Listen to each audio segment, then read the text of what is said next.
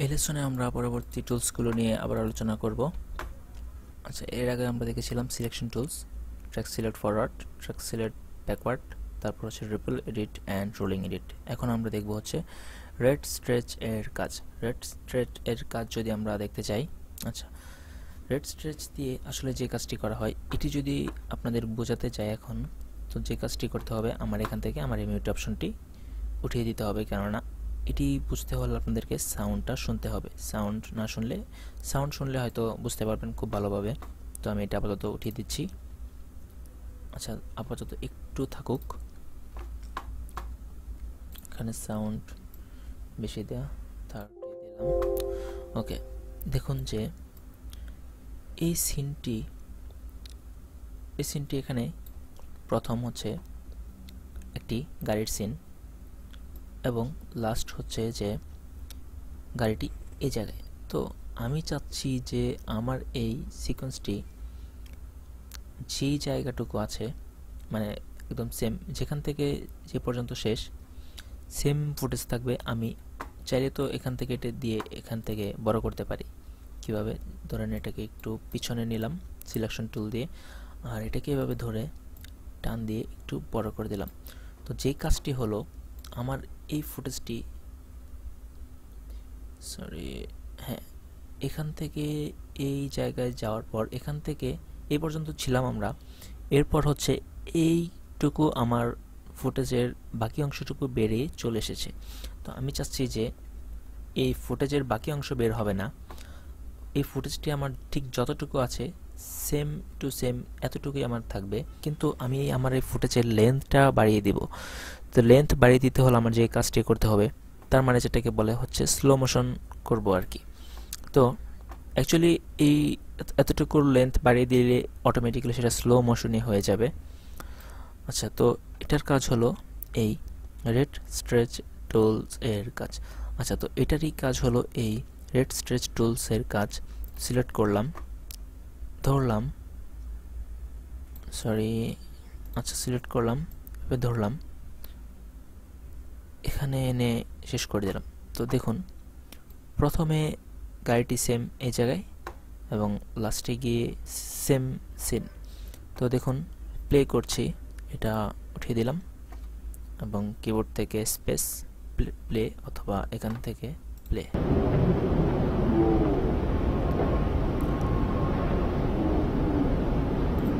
দেখলেন যে এই ফুটেজটি স্লো মোশন হয়ে গেল এবং নিচের যে অডিও লেয়ারটি আছে অডিওটি সহ স্লো হয়ে গিয়েছে। অডিওটির সাউন্ড কোয়ালিটি শুনলেই বোঝা যাচ্ছে। আচ্ছা, এখানে কিছু কথা আছে, এই ফুটেজটি আমি করব, তাহলে হচ্ছে আপনারা ভালো করে বুঝতে পারবেন। এটাকে আমি ছোট করে দিলাম, আবার এটিকে আবার একটু বড় করে দিলাম, তাহলে দেখুন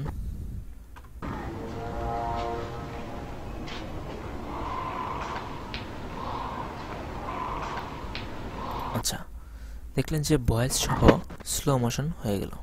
তো যদি আমরা এটাকে বড় না করে ছোট করি তাহলে কি হয় দেখুন। ধরুন এটাকে এতটুকু ছোট করলাম, তাহলে হলো সেম ফুটেজটি যেখান থেকে, আচ্ছা মিউট করছি, তাহলে হলো এই ফুটেজটি যেখান থেকে শুরু যেখানে শেষ সেম টু সেম তাই রয়েছে, কিন্তু এটা এখন স্লো মোশন না, কারণ আমি তো বড় করিনি, আমি লেন্থ কমিয়ে দিয়েছি। তো লেন্থ যদি কমিয়ে দিই তাহলে কি হলো, এটি ফাস্ট প্লে হবে। দেখুন মিউট, ওকে প্লে। দেখলেন যে এটা কিভাবে কাজ করছে। তো এই ছিল এই টুলসের কাজ এবং নিচে হচ্ছে রেজর টুলস। এর আগে একটি কথা বলে রাখছি যে অ্যাডোবি প্রিমিয়ার প্রোতে আমরা যখন কাজ করি আমাদের আসলে সবচাইতে বেশি এই টুলসেরই কাজ হয়, কেননা আমরা ভিডিও এডিটিং মানেই হচ্ছে যে আমরা সিন কাটবো।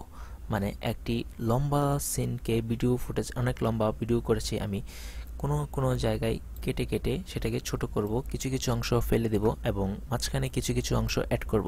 তো এই কাজগুলোই করতে হলে আমাদেরকে সিন কাটতে হয়। এই কাটার জন্য আমাদের এই টুলসটির প্রয়োজন। তো চলুন আমরা দেখে নিই ভালো করে যে এটা দিয়ে আসলে কীভাবে সিনগুলো কাটে। আচ্ছা, এর আগে আমি এই দুইটি ডিলিট করে দিচ্ছি। আর এই দুইটিকে মাঝখানে রিপেল ডিলিট দিচ্ছি। তো প্রথমে চলে এলো। এর রেজর টুলের কাজ হচ্ছে যে আমি চাইলে এই দুইটার মাঝখানে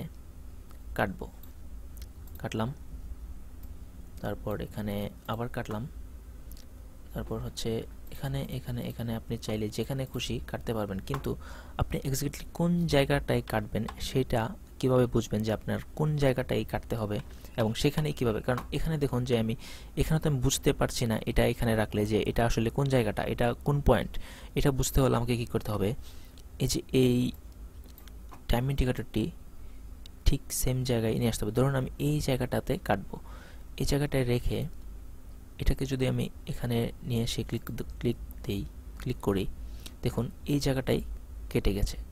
তো এটা আসলে কেন হচ্ছে, মাঝে মধ্যে হয়তো বা আপনাদের নাও হতে পারে।